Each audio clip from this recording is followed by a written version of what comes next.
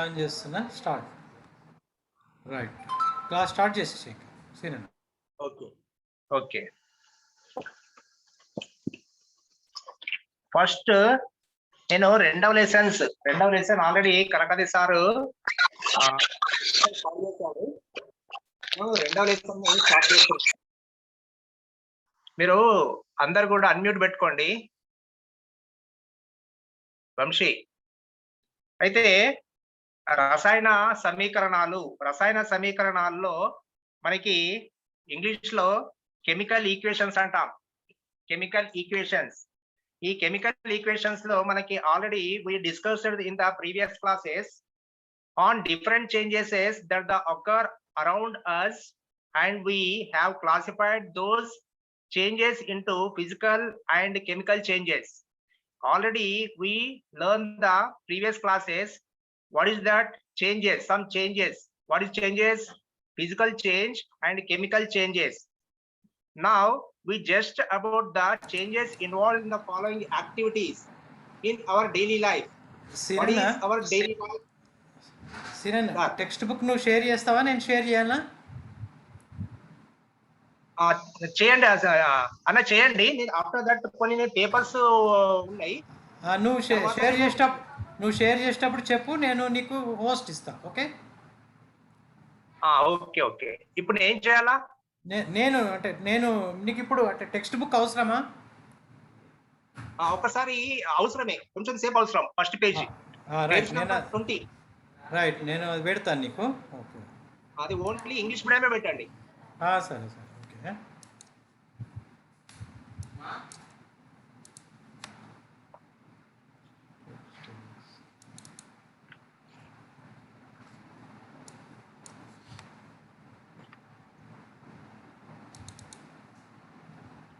Page number 20. Okay, తీసు. English మీడియంలో chemical equations.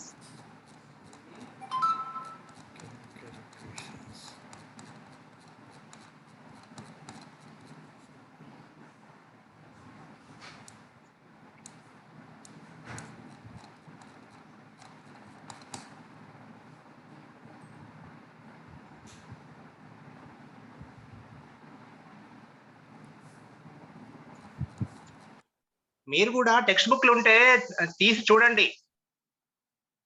Bhaskar, ఇవన్నీ రాయొద్దు, మీరు స్క్రీన్ మీద ఏం గీతలు పెట్టద్దు.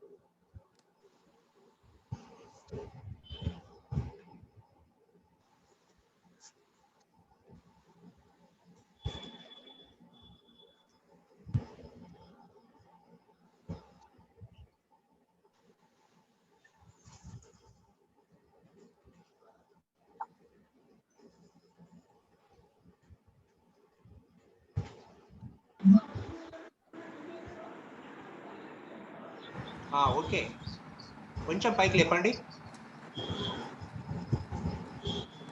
కెమికల్ ఈక్వేషన్స్ ఉండాలన్నా, ఉండాలి. ఈ కెమికల్ ఈక్వేషన్స్ అంటే రసాయన సమీకరణాలు మనకి ఈ లెసన్ నుంచి మనకి చాలా ఇంపార్టెంట్. దీని నుంచి మనకి 4 మార్క్స్ క్వశ్చన్స్ వస్తున్నాయి, 2 మార్క్స్ క్వశ్చన్స్ వస్తున్నాయి, 1 మార్క్ వస్తున్నాయి, హాఫ్ బిట్లు కూడా వస్తున్నాయి. జాగ్రత్తగా వినండి. అయితే ఇక్కడ just now we think about the changes involve in the following activities. What is that? It is a process of a digestion. అంటే మన శరీరంలో ఉన్నటువంటి ఆహార జీర్ణ క్రియ. అదే విధంగా మనకి బర్నింగ్ ఆఫ్ ఏ క్రాకర్స్ అంటే మనకి టపాకాయలు కాల్చడం. తర్వాత process of A respiration. Process of A respiration. Respiration means ఇక్కడ శ్వాసక్రియ అంటాం తెలుగులో, శ్వాసక్రియ. అదే విధంగా మనకి ఇవన్నీ కూడా రిఫైనింగ్ ఆఫ్ ద మ్యాంగో అంటే మామిడికాయ పండుగ మారడం, ఇవన్నీ కూడా మనకి changes. What is the changes? It is A physical change or chemical change. It is A any one of the changes is a permanently, that is called a chemical changes. Now it is a మనకి తెలుగులో చెప్పినట్లయితే మనకి మనం తీసుకున్నటువంటి స్వభావం పూర్తిగా మారిపోతే, ఏదైతే ఒక పదార్థం అనేది కొత్తగా ఏర్పడితే, అంటే తీసుకున్నటువంటి పదార్థంలో మనకి పూర్తిగా కొత్త లక్షణాలతో పదార్థం ఏర్పడితే దాన్ని ఏమంటామంటే రసాయన మార్పు అంటాం, కెమికల్ చేంజెస్ అంటాం. అయితే మనకి చర్యలు జరిగేవి ఏ విధంగా జరుగుతున్నాయి, చర్యలు అనేవి ఏ విధంగా జరుగుతున్నాయి అనేది మనం యాక్టివిటీ బేస్డ్ లో మనం నేర్చుకుందాం. అంటే యాక్టివిటీ 1, యాక్టివిటీ 2, యాక్టివిటీ 3 ఈ 3 యాక్టివిటీస్ ని నేను చూపిస్తున్నా. అయితే ఇక్కడ ఈ కెమికల్ చేంజెస్, ఇంగ్లీష్ లో కెమికల్ చేంజెస్ అనేవి మనకి 2 టైప్స్. అంటే మనకి చేంజెస్ అనేవి 2 types. One is a physical change, after that it is A chemical change. మనం ఈ లెసన్ లో ఓన్లీ మనము లెసన్ పేరే మనకి కెమికల్ ఈక్వేషన్స్ అంటే కెమికల్ చేంజెస్ అనేవి ఏ విధంగా అవుతున్నాయో మనము యాక్టివిటీ బేస్డ్ లో మనం చూద్దాం. అయితే ఇక్కడ మనకి యాక్టివిటీ 1 లో ఒక యాక్టివిటీ ఏమి ఇచ్చాడంటే ఒక బీకర్ తీసుకోమన్నాడు. We take the one beaker and 1 gram of a quicklime. Quicklime అంటే కాల్షియం ఆక్సైడ్, CaO. మనకి అక్కడ సింబల్స్ అనేవి టెక్స్ట్ బుక్ లో ఇవ్వలేదు, దాని యొక్క సింబల్ మీరు నోట్స్ లో రాసుకోండి. అది క్విక్లైమ్ అంటే మనకి కాల్షియం ఆక్సైడ్ అంటాం. కాల్షియం ఆక్సైడ్ యొక్క formula CaO. After that we take the one beaker, 1 gram of a quicklime in a beaker. After that we add the 10 ml of a water into the beaker. After some time we touch the beaker with the fingers. What do you notice? That the beaker is a hot. We touch the bottom of the beaker, we feel the beaker is a hot. The reason, what is the reason? That reason is a calcium oxide add with the water, then calcium oxide in water dissolve the water. It is a reaction, then it is a process of a hot energy is released when we touch the beaker. That is a hot. Calcium oxide is a dissolved in the producing colorless solution. ఎప్పుడైతే మనకి beaker లో 100 ml water పోసి 1 gram calcium oxide వేసిన తర్వాత దాన్ని బాగా కలిపినట్లయితే ఆ beaker లో ఉన్నటువంటి ద్రావణం, తెలుగులో ద్రావణం అంటాం, ఇంగ్లీష్ లో సొల్యూషన్ అంటాం. ఆ ద్రావణం అనేది 10 ml వాటర్ లో 1 గ్రాము కాల్షియం ఆక్సైడ్ అనేది కలిపినట్లయితే కరిగిపోతుంది. కరిగిపోయినటువంటి కాల్షియం ఆక్సైడ్ అనేది కలర్లెస్, దానికి రంగు లేదు. అర్థమైందా? అయితే ఈ కాల్షియం ఆక్సైడ్ అనేది మనకి test of the nature of the solution. అయితే ఇక్కడ కాల్షియం ఆక్సైడ్ సొల్యూషన్ అనేది వచ్చింది. కాల్షియం ఆక్సైడ్ సొల్యూషన్ వచ్చిన తర్వాత, ద్రావణం వచ్చిన తర్వాత ఆ ద్రావణానికి సంబంధించినటువంటి ఎలాంటి అది ఎసిడిక్ నేచర్ ఉందా, బేసిక్ నేచర్ ఉందా అని తెలుసుకోవడానికి మనం ఏం చేయాలంటే ఒక రెడ్ లిట్మస్ పేపర్ ని తీసుకోవాలా. రెడ్ లిట్మస్ పేపర్ ని తీసుకొని ఆ సొల్యూషన్ కి టచ్ చేసినట్లయితే మనకు ఆ రెడ్ లిట్మస్ పేపర్ అనేది బ్లూ లిట్మస్ పేపర్ గా మారిపోతా ఉంటది. అర్థమైందా? ఎప్పుడైతే రెడ్ లిట్మస్ పేపర్ అనేది బ్లూ లిట్మస్ పేపర్ గా మారిపోతుందో అప్పుడు దాన్ని ఏమంటామంటే బేసిక్ నేచర్ కలిగి ఉన్నటువంటి సొల్యూషన్ అని చెప్తాం. అంటే ఎప్పుడైతే ఆ రెడ్ లిట్మస్ పేపర్ మనము ఆ ద్రావణంలో ముంచినట్లయితే ఆ రెడ్ లిట్మస్ పేపర్ అనేది బ్లూ లిట్మస్ పేపర్ గా మారిపోతా ఉంటది. అంటే ఇక్కడ మనకి ఏమైంది అంటే బేసిక్ నేచర్ అనేది అంటే తెలుగులో మనకి క్షార స్వభావము కలిగి ఉంది అని చెప్తాం. క్షార స్వభావము కలిగి ఉందని చెప్తాం. ఈ మొత్తం యాక్టివిటీలో మనకి ఏం తెలుస్తుంది అంటే చేంజెస్ అనేవి అయినాయి. కెమికల్ చేంజ్ అనేది మనకి కనబడుతుంది. యాక్టివిటీ 1 లో మనకి కెమికల్ చేంజ్ అనేది మనకి ఇక్కడ పిల్లలందరూ కూడా మనకి కొంచెం డిస్టర్బ్ చేస్తున్నారు.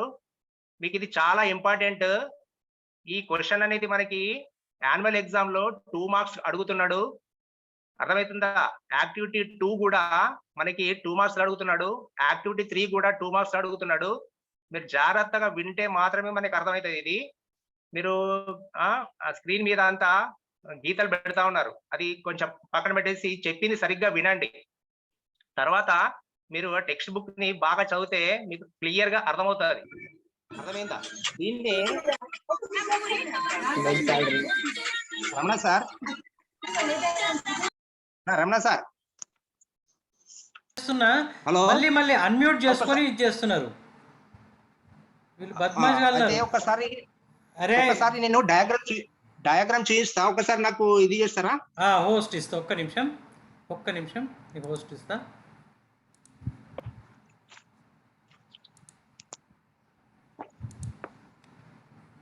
రైట్ సినా, నువ్వు షేర్ చేసుకోవచ్చు. ఓకే,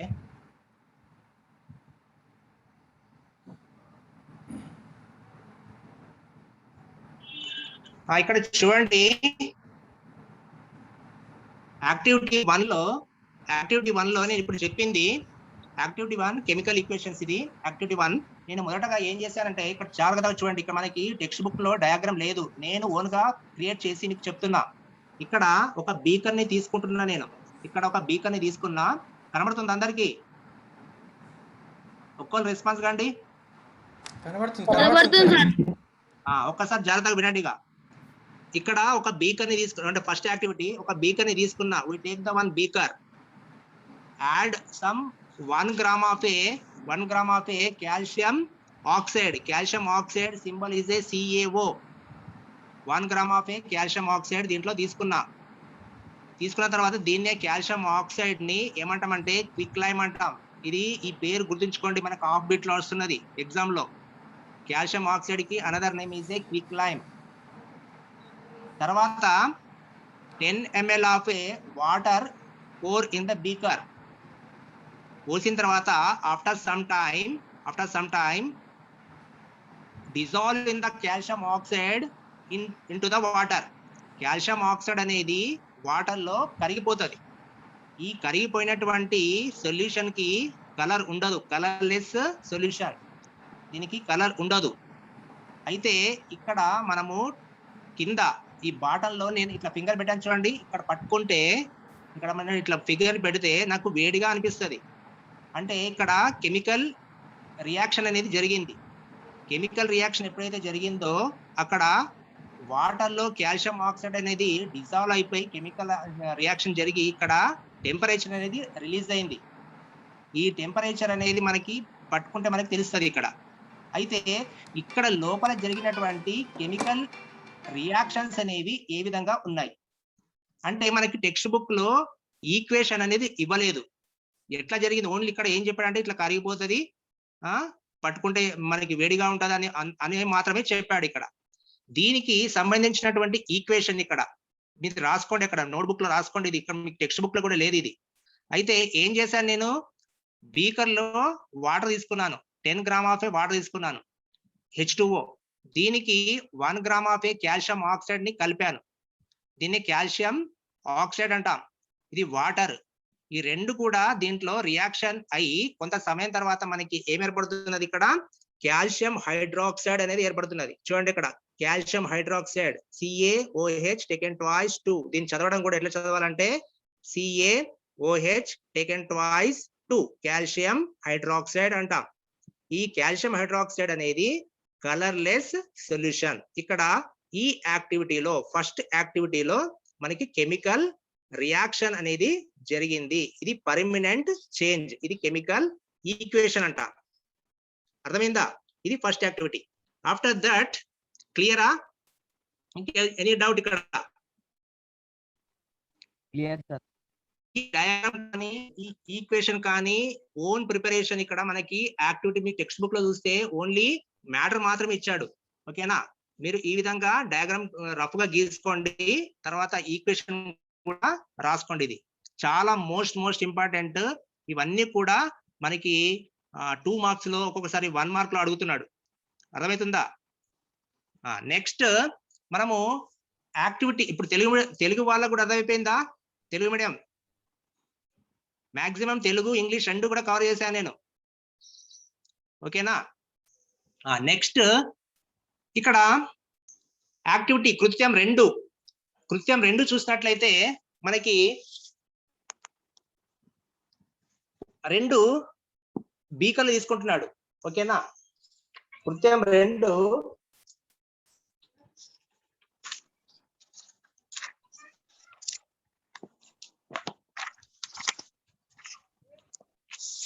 ఇక్కడ చూడండి. యాక్టివిటీ 2లో మనకి ఏం చెప్పాడంటే, ఒక్క నిమిషం,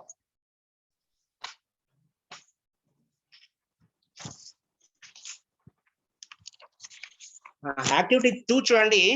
యాక్టివిటీ 2లో ఇక్కడ నేను డయాగ్రామ్ చూపిస్తున్నా. ఓకే, ఈ డయాగ్రామ్ లో 2 బీకర్లను తీసుకున్నా. ఫస్ట్ నేను తెలుగులో చెప్తున్నా, ఆఫ్టర్ దట్ నేను ఇంగ్లీష్ లో ఎక్స్ప్లెయిన్ చేస్తా. ఫస్ట్ తెలుగులో వినండి. ఫస్ట్ యాక్టివిటీ 2లో ఏం చేశానంటే, ఒక బీకర్ తీసుకున్నా. ఫస్ట్ ఇక్కడ చూడండి, ఒక బీకర్ తీసుకున్నా. ఆ బీకర్ లో నేను 100 ml ఆఫ్ వాటర్, ఇక్కడ కనబడుతుంది చూడండి, 100 ml ఆఫ్ వాటర్ కనబడదా? తీసుకున్న తర్వాత దాంట్లో సోడియం సల్ఫేట్ Na2SO4, ఈ ఈక్వేషన్స్, ఈ ఫార్ములాస్ అనేవి టెక్స్ట్ బుక్ లో ఉంది అనుకుంటా. ఇక్కడ Na2SO4 సొల్యూషన్, ఇక్కడ నేను ఈ 100 ml ఆఫ్ వాటర్ లో వేసాను. వేసిన తర్వాత దీన్ని బాగా కలిపాను. కలిపితే ఏమైంది, ఇక్కడ ఈ సోడియం సల్ఫేట్ అనేది 100 ml ఆఫ్ వాటర్ లో కరిగిపోయింది, డిజాల్వ్ అయింది. ఓకేనా, ఇది ప్రిపరేషన్ చేసుకొని పక్కన పెట్టుకున్నాం. ఓకేనా, మరొకసారి వినండి. ఒక బీకర్ తీసుకున్నా, 100 ml ఆఫ్ వాటర్ పోసాను, తర్వాత సోడియం సల్ఫేట్ దాంట్లో కలిపాను. కలిపి బాగా కలిపేస్తే సొల్యూషన్ అనేది తయారైంది. దీని పేరు ఏ అనుకున్నా. ఇంకొకటి బీకర్ తీసుకున్నా, ఇంకొక బీకర్ తీసుకొని దీంట్లో కూడా 100 ml ఆఫ్ వాటర్ తీసుకొని బేరియం క్లోరైడ్ అంటాం, BaCl2, బేరియం క్లోరైడ్. ఈ బేరియం క్లోరైడ్ 100 ml వాటర్ లో కలిపి దీన్ని బాగా కలిపేశాను. ఇది సొల్యూషన్ తయారైంది. నాకు ఇప్పుడు 2 సొల్యూషన్స్ తయారైనాయి. ఒకటేమో సోడియం సల్ఫేట్ సొల్యూషన్, రెండవదేమో బేరియం క్లోరైడ్ సొల్యూషన్. 2 సొల్యూషన్స్ తయారైపోయినాయి. ఓకే, ఈ 2 సొల్యూషన్స్ తయారైన తర్వాత నేనేం చేస్తున్నా అంటే, మొదటి బీకర్ లో ఉన్నటువంటి సోడియం సల్ఫేట్ సొల్యూషన్ ని రెండవ బీకర్ లోకి డంప్ చేస్తున్నాను, దాంట్లో పోస్తున్నాను. అందుకే యారో మార్క్ ని అక్కడి నుంచి ఇక్కడికి ఇచ్చాను చూడండి, కనబడుతుంది కదా. అప్పుడు బేరియం క్లోరైడ్ అంటే బీకర్ లో, ఫస్ట్ బీకర్ లో ఉన్నటువంటి సొల్యూషన్ సెకండ్ బీకర్ లో మనం పొయ్యంగానే, అంటే దాంట్లో పోస్ట్ చేయంగానే ఏమైందంటే అక్కడ రియాక్షన్ అనేది జరుగుతుంది. బీకర్ లో మనకి కెమికల్ రియాక్షన్ అనేది జరుగుతుంది. నిజం చెప్పాలంటే ఇక్కడ సోడియం సల్ఫేట్ సొల్యూషన్ అనేది కలర్లెస్ సొల్యూషన్. వింటున్నారా? సోడియం సల్ఫేట్ సొల్యూషన్ అనేది కలర్లెస్ సొల్యూషన్, దీనికి కలర్ లేదు. అదే విధంగా బేరియం క్లోరైడ్ సొల్యూషన్ కూడా కలర్లెస్ సొల్యూషన్, దీనికి కూడా కలర్ లేదు, అంటే వాటర్ లాగా కనబడుతుంది. వాటర్ కి కలర్ లేదు కదా, అట్లనే ఈ 2 సొల్యూషన్స్ అట్లా ఉన్నాయి. ఇప్పుడు నేను ఏం చేస్తున్నా, 2 సొల్యూషన్స్ తయారైన తర్వాత సోడియం సల్ఫేట్ సొల్యూషన్ ని బేరియం క్లోరైడ్ సొల్యూషన్ లోకి కలుపుతున్నా, యాడ్ చేస్తే ఇక్కడ చూడండి దాని ఈక్వేషన్ ఎట్లుంటుందో. సోడియం సల్ఫేట్ అంటే Na2SO4, సోడియం సల్ఫేట్. దాన్ని బేరియం క్లోరైడ్ తోని యాడ్ చేస్తున్నా, కలిపితే నాకు ఏమొస్తుంది, అక్కడ సోడియం క్లోరైడ్ వస్తుంది, తర్వాత బేరియం సల్ఫేట్ వస్తుంది. అయితే ఇక్కడ ఈ యాక్టివిటీలో, ఈ కృత్యంలో మనకి ఈ కెమికల్ ఈక్వేషన్ అనేది లేదు. టెక్స్ట్ బుక్ లో మనకి కెమికల్ ఈక్వేషన్ అనేది లేదు, మీరు రాసుకోండి అది నిదానంగా. అయితే సోడియం సల్ఫేట్ బేరియం క్లోరైడ్ 2 ఎప్పుడైతే యాడ్ అవుతుందో, ఇక్కడ ఈ బీకర్ లో మనకి ఏం ఏర్పడుతుంది అంటే formation of a barium sulphate precipitate. ఏమడుస్తుంది అక్కడ? Barium sulphate precipitate. ప్రిసిపిటేట్ అంటే తెలుగులో అవక్షేపము అంటాం. ప్రిసిపిటేట్ మీన్స్ అవక్షేపం. ఏంది అవక్షేపము? ప్రిసిపిటేట్ అంటే ఏంది? అది మొత్తం తెల్లగా మారిపోతుంది. అంటే ఆ సొల్యూషన్ మనకి కలర్లెస్ సొల్యూషన్ ఏదైతే ఉందో అదంతా కూడా మనకి వైట్ పాలలాగా పెరుగులాగా అది మారిపోతా ఉంటది. కొంచెం గట్టిగా ఉంటది. ఆ గట్టిగా ఉన్నటువంటి ప్యూర్ వైట్ గా ఉన్నటువంటి దాన్ని మనం ఏమంటామంటే ప్రిసిపిటేట్ అంటాం. ఇక్కడ రాశాను చూడండి, ప్రిసిపిటేట్. బేరియం సల్ఫేట్ కి పక్కకి నేను యారో మార్క్ కిందికి పెట్టాను, కనబడుతుందా? ఆ కింద ఉంది అంటే ఒక ఈక్వేషన్ కి, ఒక ఫార్ములాకి యారో మార్క్ కింద ఉంది అంటే అది ప్రిసిపిటేట్ అని అర్థం. ప్రిసిపిటేట్ అంటే ఏమంటాం? దాన్ని అవక్షేపము అంటాం తెలుగులో. అవక్షేపము అంటే ఎట్లా ఉంటది? ప్రిసిపిటేట్ యొక్క దాని యొక్క లక్షణాలు ఎట్లా ఉంటాయంటే అది పాలలాగా తెల్లగా, ఒక పెరుగు మనకి మధ్యలాగా తెల్లగా ఉంటది. ఇది మనకి ఈ మొత్తం యాక్టివిటీలో, ఈ సెకండ్ యాక్టివిటీలో మనకి ఏం తెలుస్తున్నది? 2 బీకర్లు తీసుకున్నాను. ఒక బీకర్ లో నేను సోడియం సల్ఫేట్ సొల్యూషన్ తయారు చేశాను. రెండవ బీకర్ తీసుకున్నాను, దాంట్లో కూడా నేను బేరియం క్లోరైడ్ సొల్యూషన్ తయారు చేశాను. 2 తయారు చేసిన తర్వాత నేను ఏం చేస్తున్నా, మొదటి బీకర్ లో ఉన్నటువంటి సోడియం సల్ఫేట్ సొల్యూషన్ ని రెండవ బీకర్ లోకి నేను డంప్ చేశాను. చేస్తే మనకి ఏమవుతుంది? అక్కడ వైట్ ప్రెసిపిటేట్ అనేది మనకి అవక్షేపం అనేది ఏర్పడతా ఉంటది. అయితే ఈ విధంగా మనకి sodium sulphate plus barium chloride 2 కలపడం వలన కెమికల్ రియాక్షన్ అయ్యి మనకు ఏం ఏర్పడుతుంది? అక్కడ sodium chloride and barium sulphate అనేది మనకు ఏర్పడుతున్నది.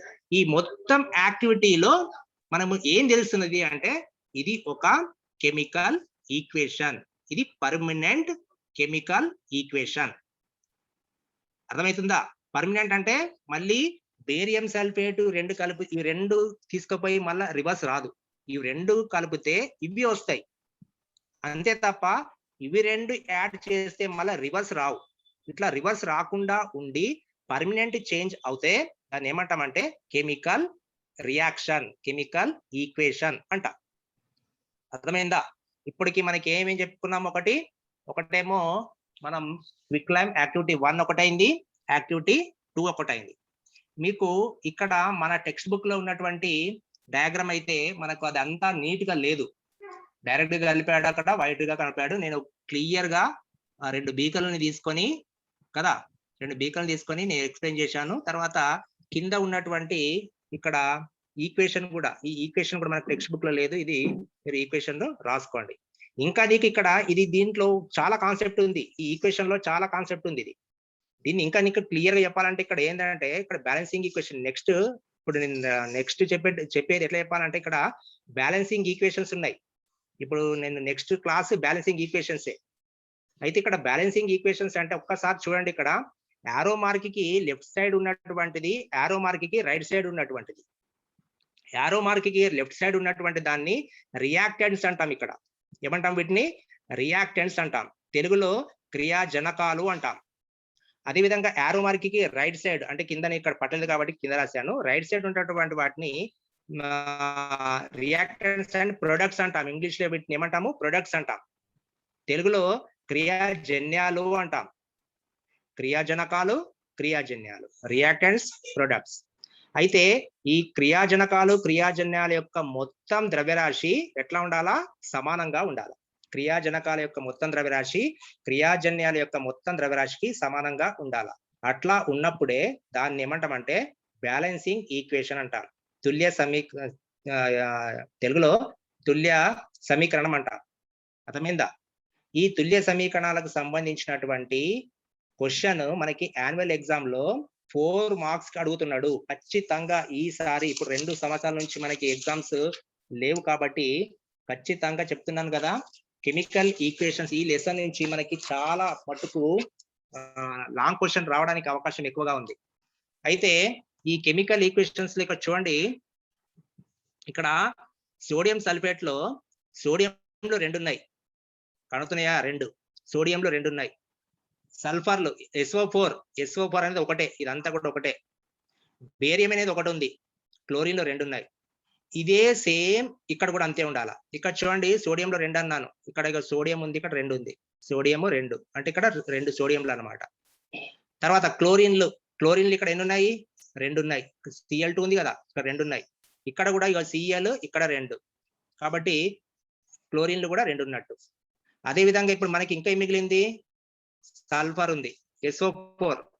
ఇక్కడ చూడండి SO4 వచ్చింది. ఇక్కడ SO4 ఒకటి, ఇక్కడ ఒకటి ఉంది, ఇక్కడ ఒకటి ఉంది. బేరియం అనేది ఇక్కడ ఒకటి ఉంది, ఇక్కడ ఒకటి ఉంది. అంటే రియాక్టెంట్స్ ప్రొడక్ట్స్ అనేవి ఈక్వల్ గా ఉన్నాయి. కాబట్టి దీన్ని ఏమంటామంటే బ్యాలెన్సింగ్ కెమికల్ ఈక్వేషన్ కూడా అనొచ్చు.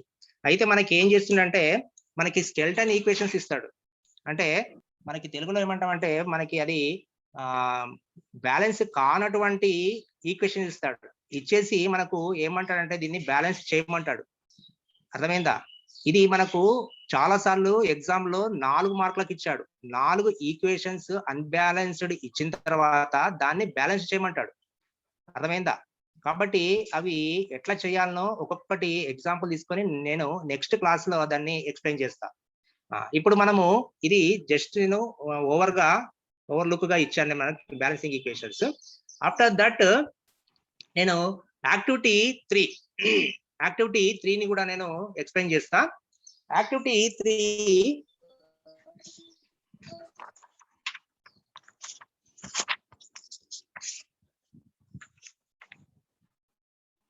ఇది యాక్టివిటీ 3.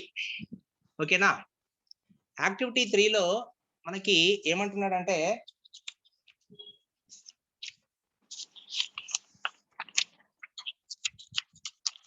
యాక్టివిటీ 3 చూడండి.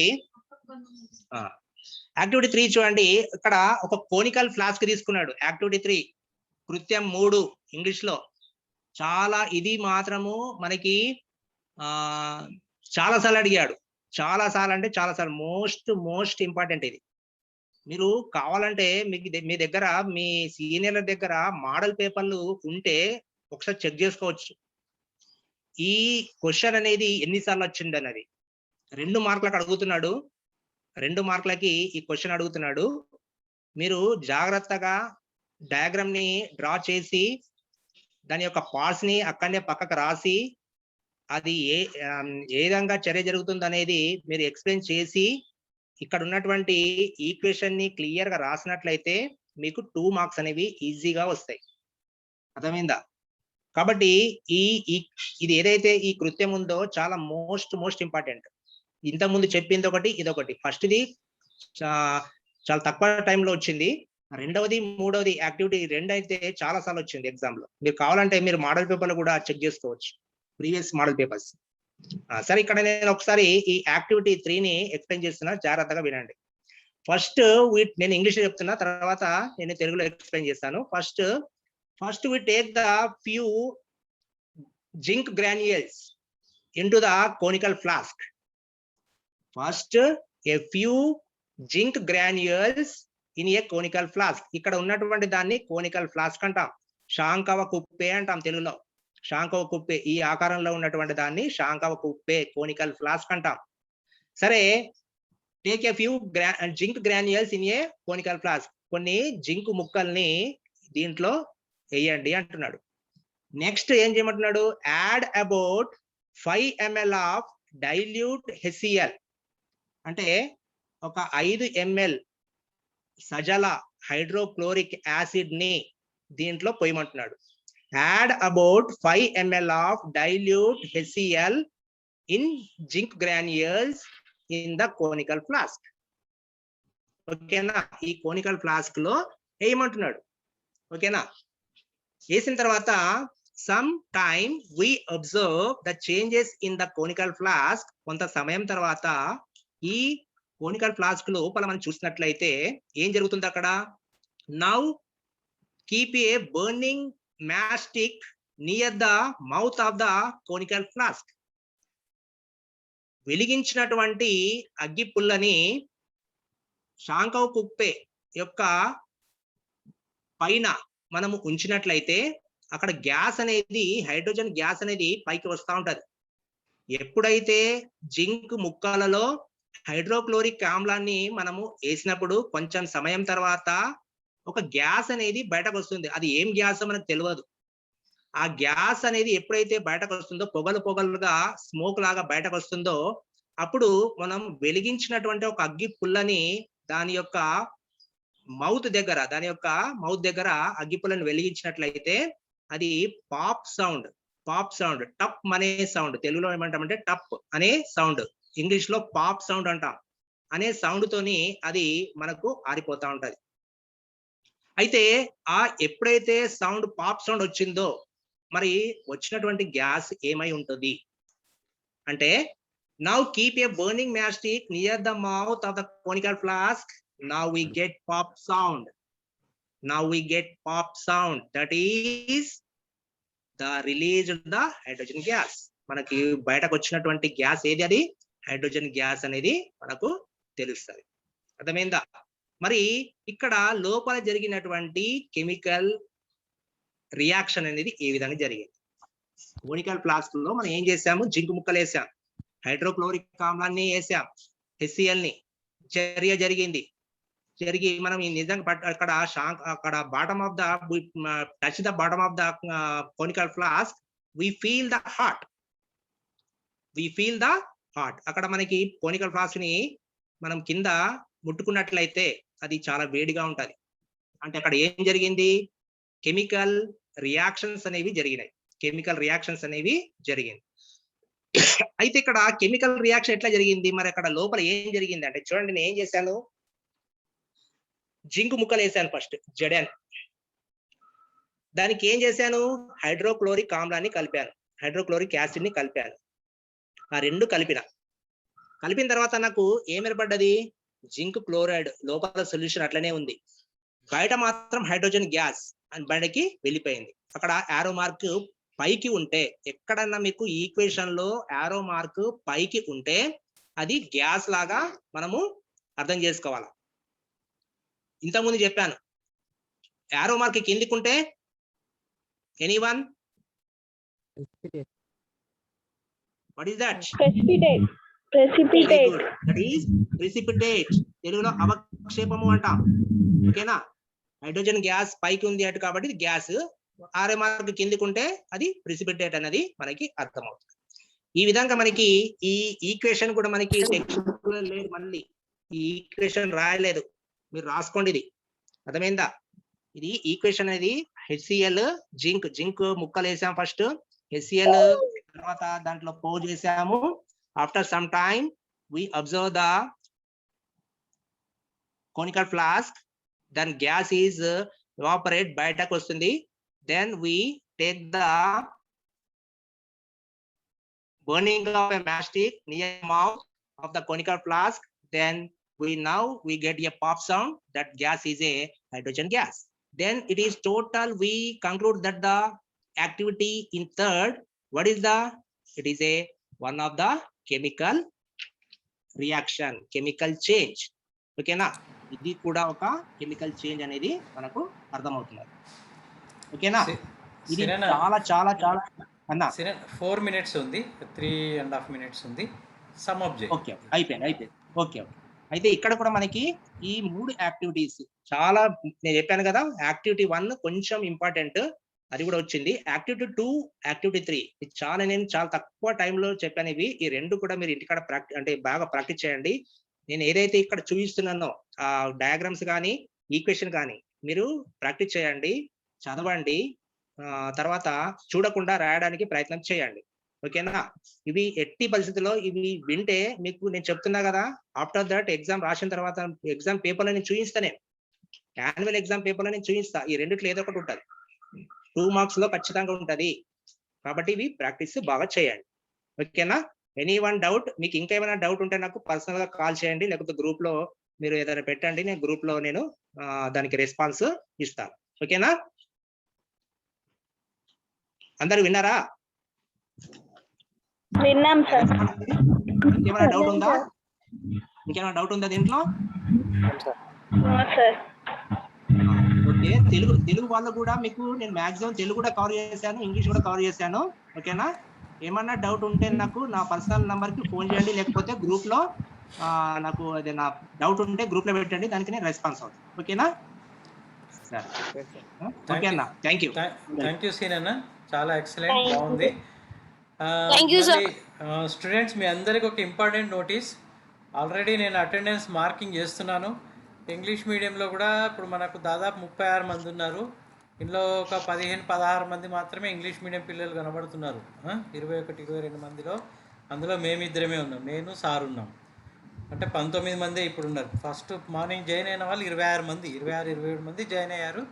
మళ్ళీ ఇప్పుడు చూసేసరికి చివరికి వచ్చేసరికి ఇది మీ భవిష్యత్తు కోసమే సార్లు ఎంతో రిస్క్ తీసుకొని కష్టపడి ఇప్పుడు అంతా మనం కొత్త టెక్నాలజీకి అనుగుణంగా నేర్చుకుని మీకు లెసన్స్ చెప్తున్నారు బేట. ఎందుకంటే ఈ పాండమిక్ సిచ్యువేషన్లో ఈ అకాడమిక్ ఇయర్లో నాకు తెలిసిన విశ్వసనీయ సమాచారం ప్రకారం అయితే ఖచ్చితంగా మీకు ఎగ్జామ్స్ మాత్రం ఉంటాయి, ఖచ్చితంగా ఉంటాయి. మీరు ఆ దూరంలో ఉండి ఇంకేం చదువుకునేది అని అనుకుంటున్నారు. పోనీ ఎగ్జామ్స్ లేకపోయినా సరే, ఎగ్జామ్స్ లేవని అనుకుందాం, కానీ ఈ నాలెడ్జ్ అనేది మీకు రేపు భవిష్యత్తులో ఉపయోగపడుతుంది. రేపు మీరు హయ్యర్ ఎడ్యుకేషన్కి వెళ్ళినా ఖచ్చితంగా చాలా సంవత్సరాలు ఈ పాండమిక్ ఉండదు. కాబట్టి మీరు ఖచ్చితంగా నాలెడ్జ్ని గెయిన్ చేసుకోవాలి బేట. మీరు మీ స్టూడెంట్స్ అందరికీ చెప్పండి. 100 మందిలో 20 మంది అంటే ఓన్లీ 20